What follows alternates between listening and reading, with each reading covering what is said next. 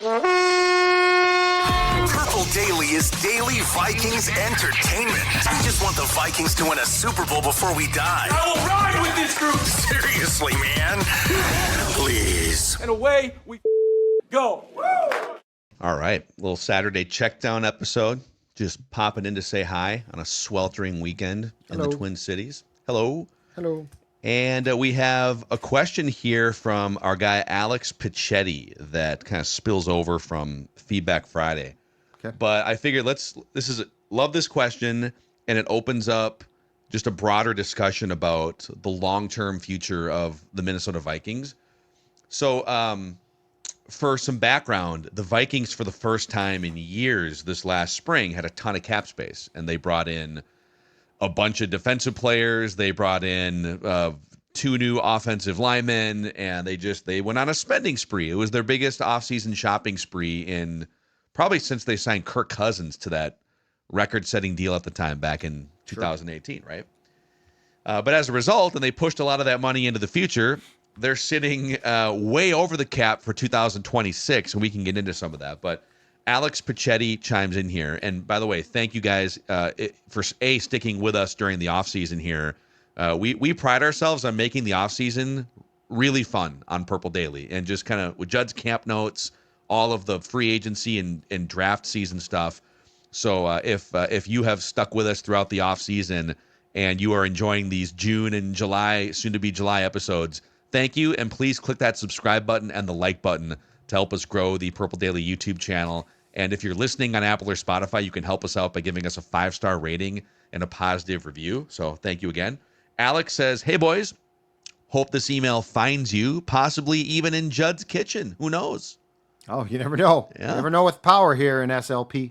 By the way, my wife reminded me that she's been in you and Don's house like at least a time or two before. And yeah, knowing you for almost 20 years, I have never been inside your house.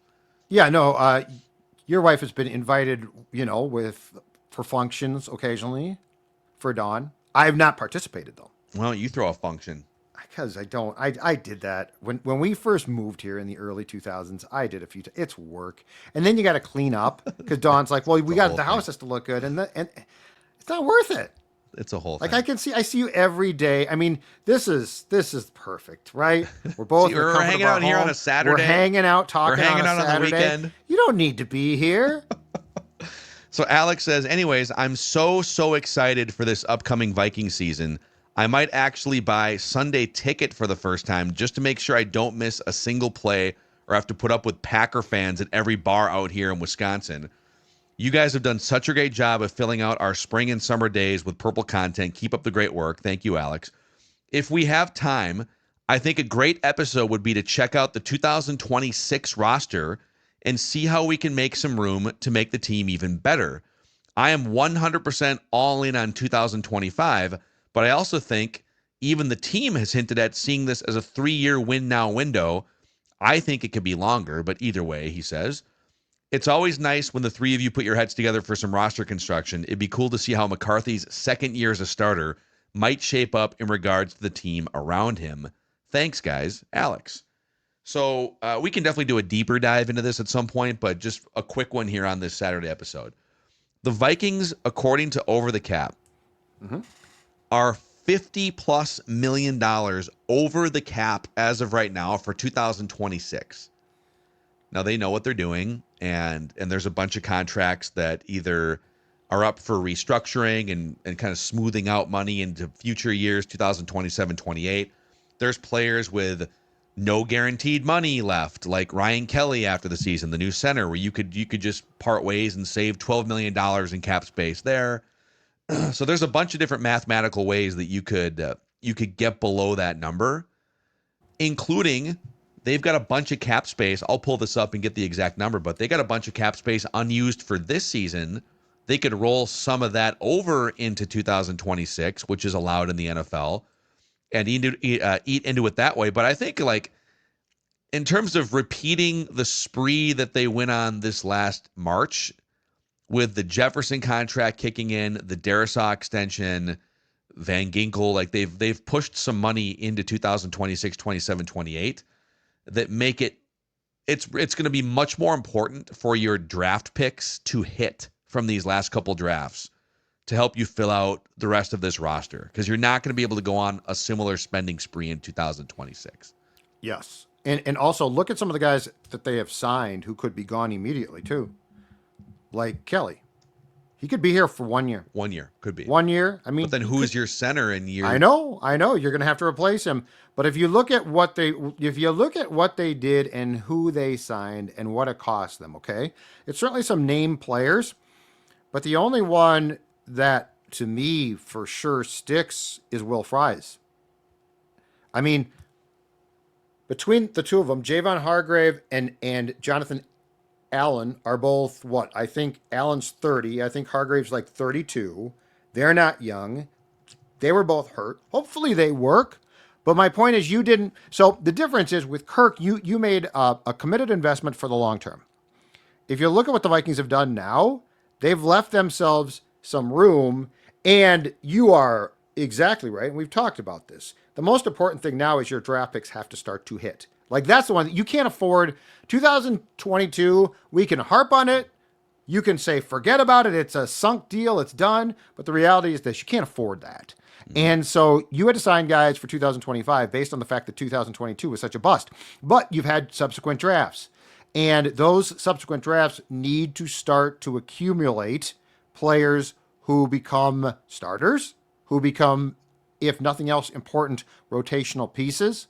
So like that's where I think there's a difference between, oh my God, you just signed three to five guys, multi-year contracts, lots of guarantees.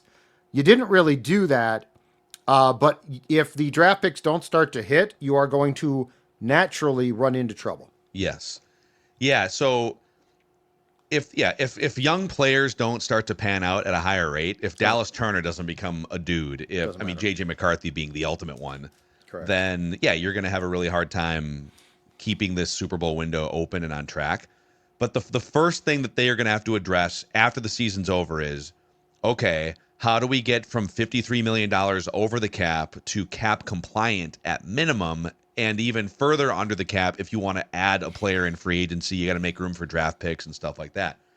So Harrison Smith is likely gone. It's probably his last season. We've been saying that for 3 or 4 years, but it's probably his last season. So he's probably gone. The other big time either restructure or cut candidates, just kind of big cap numbers, aging players that need to be addressed. Most of these guys have very little to no guaranteed money left. Brian O'Neill has a $23 million cap hit for 2026 and no guaranteed money left. So they won't do this, but you could cut him and save almost $20 million to your cap right there, but then you need a new right tackle. Now, worth noting, Walter Rouse is working at right tackle, a draft pick from 2024, and this is the exact type of guy that has to ascend. Yeah, and also the right tackle, Logan Brown from Kansas, who I think was a left. He's played both right and left, I think, in college. Jeremiah Searles' client, by the way. So they've got some guys.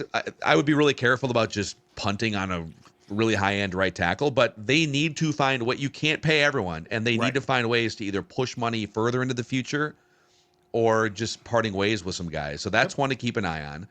Harrison Phillips, you could cut him next year, save $7 million, kind of an aging player.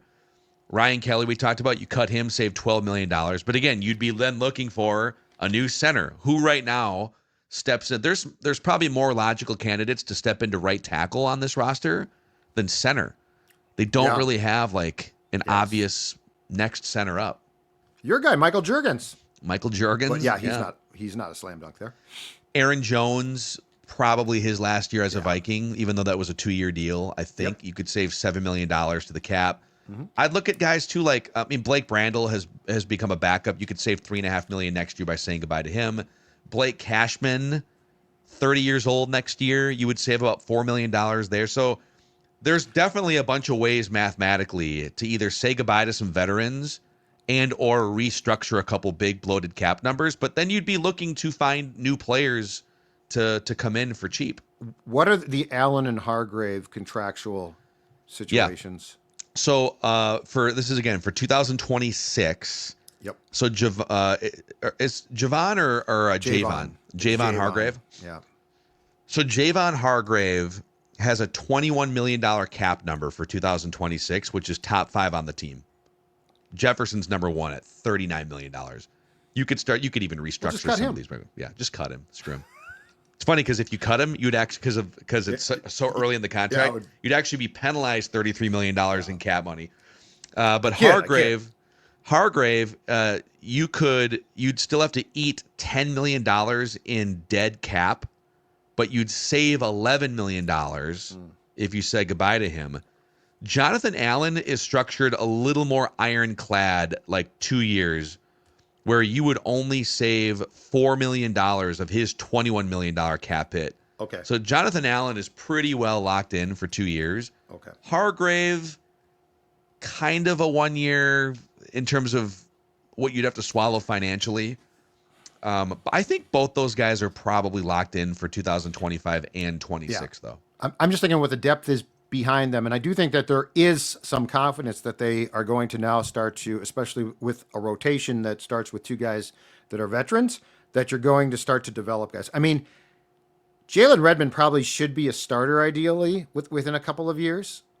He's a pretty good player. I think Taki Taimani has possibility. So like that's one place where it's not that they didn't have players, it's they didn't have enough depth there, and they were probably going to be asking too much of guys in 2025. But like that's where I think, to both our points, you have to look at the positions at which you're set to transition to guys. Like right tackle might be a position where you are pretty soon, especially because O'Neill's a good player, but he's aging, he's expensive, and he's also gets hurt, okay? Mm-hmm. So like right tackle is a perfect example of you do have some guys who you're sort of prepared to work in there. Not saying that it's a great idea, but I am saying like at center, back to what we were talking about, right now, you don't have a guy there. I mean, Juergens is a guard who's been converted to center, but I think it's more just in case of emergency. So, like, that's where you have to consider where have you actually started to build up some depth. Another name to keep an eye on here for next year. Well, 2 names, actually. 2 guys that, according to Over the Cap, have no guaranteed money left. So these NFL contracts are kind of funny because it'll be like a 3-year contract, but like the 3rd year is not guaranteed. So it's the player is under contract, but the team can cut them and save a bunch of money. The player has very little leverage other than like... And the player ordinarily wants a new contract then. Right. To get guarantees back in. But they've got, for 2026, TJ Hawkinson has a $21 million cap number, but no guaranteed money left. And Jonathan Grenard has a $22 million cap number with no guaranteed money left. So are those guys, cut would be strong, because you would save, you'd have to eat some dead cap, but you'd save, if you said goodbye to those guys, you'd save like $22 million total in cap. Yep. But they're also like 2 of your best players. But they're going to want new contracts. They're going to want new deals back in. And that's part of it. It's like, okay, new contract, lower the cap number in year 1, push it out. Or trade, you could trade one of these guys. But there's nobody behind, when the Lions traded Hawkinson, they were in line to they either had Sam Laporta ready to rock, or they drafted him shortly after. So, yeah, Grenard is a little more expendable because Dallas Turner and Gabriel Murphy and some of these guys are banging on the door. Yeah, 2025.